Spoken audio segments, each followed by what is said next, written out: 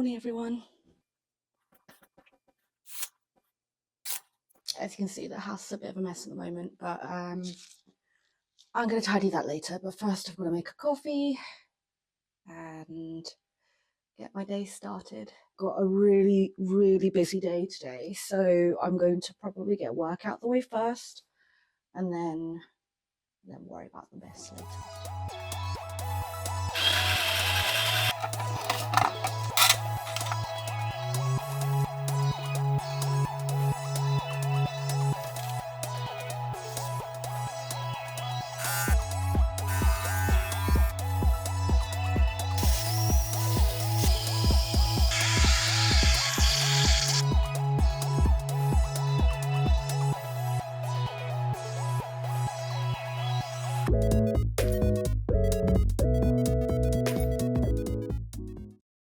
Hey everyone, I'm just gonna start filling out my remarkable for the year. So I'm just going to, as you can see, that this little thing right here are my habits that I'm going to be basically tracking. I'm going to fill out, let's say, how many days I've posted a TikTok. And then on YouTube, I know that I want to post every Monday. So I'll just make sure that I've got a little checkbox. I put exercise in there because I do plan on getting back onto the exercise flex once I've given birth. At the moment, I suppose I can kind of track those as like days that I've left the house.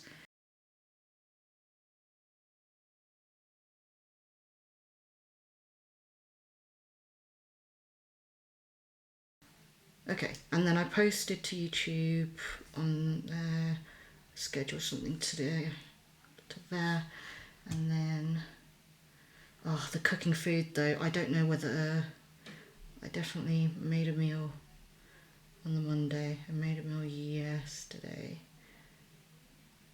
Made a meal on Saturday. I might have to double check like Uber Eats.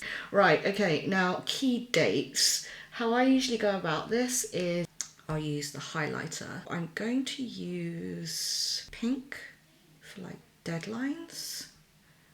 So I know that the 29th is a pretty important deadline. The 31st is a pretty important deadline.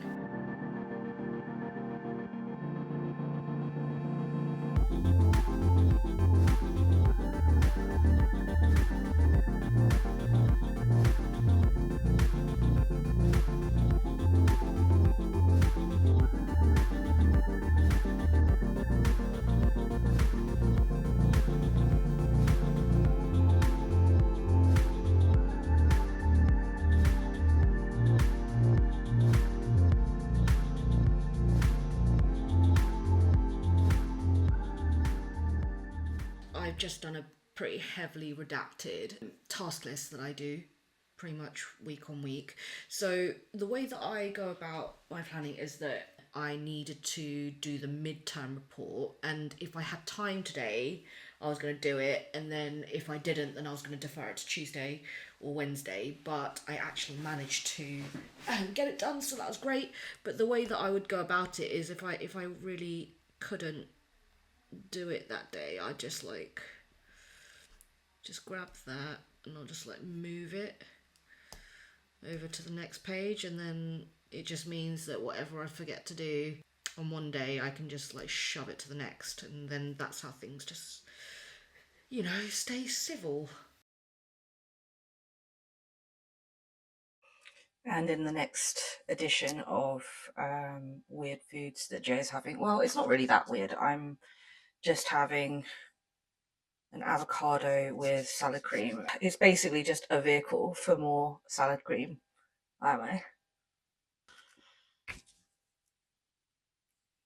Sorry, that was not the most graceful. Yeah, I don't even get any plates out or anything. I've just eating them at the counter. It's been a really busy day today. I did a little bit too much last night. Didn't end up getting to bed until 2 or 3 in the morning. And I thought that was a good idea. It never is. But I was just on a bit of a roll. I didn't want to stop. And I was feeling so happy with myself that I did so much work yesterday. And I was like, oh yeah, I could totally do around the same amount today. Absolutely not. I know it's weird, but it's really tasty. So yesterday was like the big Aragon Pixel work day where everyone was in and we were talking about the retro boomer shooter that we're working on at the moment. Okay. So that means I need to go somewhere up there at some point. Ah, no! Screw you. There you go. Oh, there's a... Okay, you left a collision behind. Oh, wow. Before. Yeah, the kids are down there. Don't go down there. This is only in case... Don't go down there. Don't go down. Don't go down there, yeah. It's only in case you didn't do the buttons. Don't go down there. Don't go down there. No, right, he's hidden it. He needs to put a light there, I swear to God. Yeah, anything, but then the third one just looks like the Shining. We should put pots up here as well. Yes, this place does need pots. Yeah, so it's actually worth coming up here. And also just for like survivability, because at the moment this is like the least survivable bit, apart from Carl. I reckon chapter 2 is pretty much finished, you know. We are looking for beta testers, so if any of you are interested, I'll put my email down below so that you can get in contact. So we're just doing some balancing stuff at the moment. Like some of the levels are a little bit too difficult. And that's not saying that like, oh, you know, they're good. It's like, no, there's not enough like health and shield regen items available, so it makes it like nearly impossible to get through. I mean, the team are having fun playtesting it. Like, that's good, right? It's always a good sign. If you don't like playing the game, then, well, the product's kind of doomed, isn't it? Anyway, my goal for this week is to get as much student work marked as possible. I kind of want all of my modules done by Friday so that I don't need to think about it anymore and I can just get it double marked. And yeah, then I'll be ready for Pocket Gamer next week and that'll be really, really good. Yeah, I'm just going to be putting together a LinkedIn post for Pocket Gamer, otherwise no one is going to know I'm going to be there.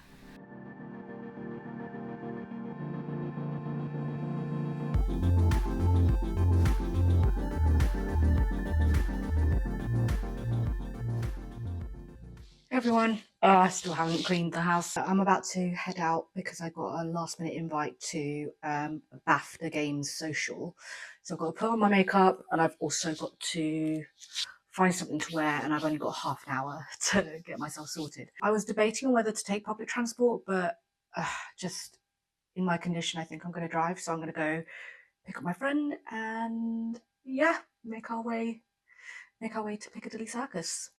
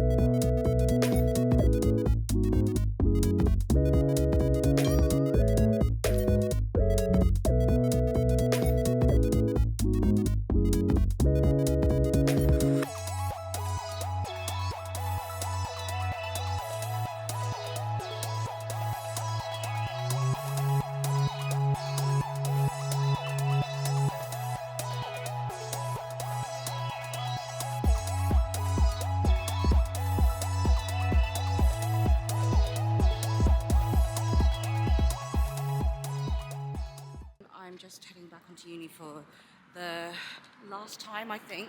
There's no teaching going on. I'm just meeting up with some staff that I'm going to be hiring for semester 2.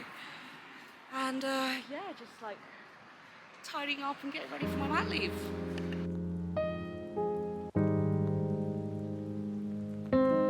Meet a new member of staff that is actually covering my mat leave for a module that I normally take.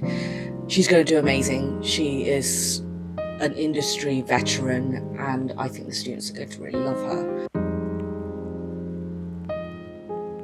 I feel kind of self-conscious about an industry veteran coming in and kind of judging my teaching materials, judging the quality of my students. They better not embarrass me. That's basically what I'm saying. I'm sure they won't, but it's something that I do worry about. I take a lot of pride in what I do, how I've built my course. I really hope that, yeah, they don't let me down, you know?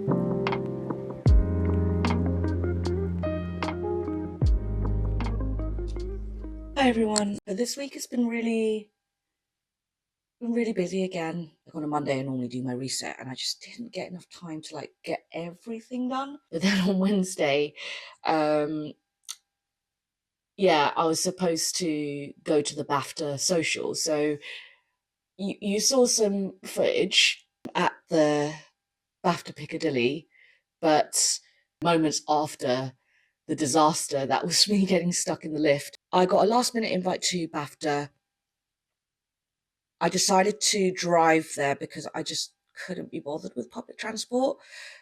And I thought it would be easier just driving there. But the unfortunate thing that happened was that I got stuck in a lift for an hour and then I had to climb out because the lift got stuck between two floors. I think I still tried to process the trauma because it was just so bad. I had to go to a midwife appointment today. Everything was going well, but I got completely bollocked for not eating properly today.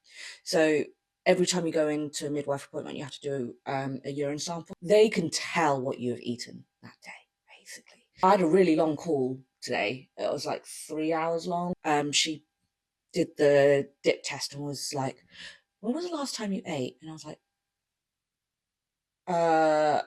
like 11 o'clock. And she was like, you need to, the moment that you get out of here, to go and have a sandwich. The baby's gonna be hungry. You need to be eating like, you know, a snack every 1 to 2 hours. Well, obviously I've been hungry, so I've been feeding myself. It's not like I haven't been eating or anything. I've been eating quite a lot, but it's, you know, just moments where you're so busy and I forget to eat. But yeah, I got really told off by the midwife today. I haven't had time to arrange like a shower or anything like that, and I'm more than happy to like plan events for other people and do things like that. But when it comes to my stuff, I just feel like what is convenient for me is just not hosting, not decorating, not doing any of these things that are just going to cause me undue stress. I'm already spending most of my time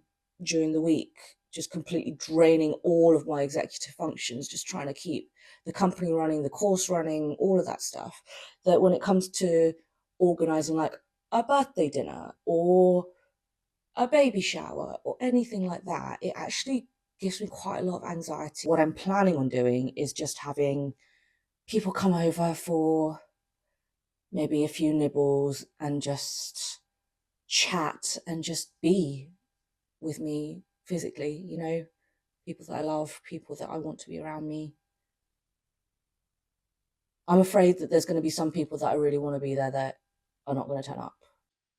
I think that as a CEO, you have a mandate to look after the people in your charge. I know that there's been a lot of sacrifices that I've made, and I'm not saying this to sound like a martyr or anything, but there have.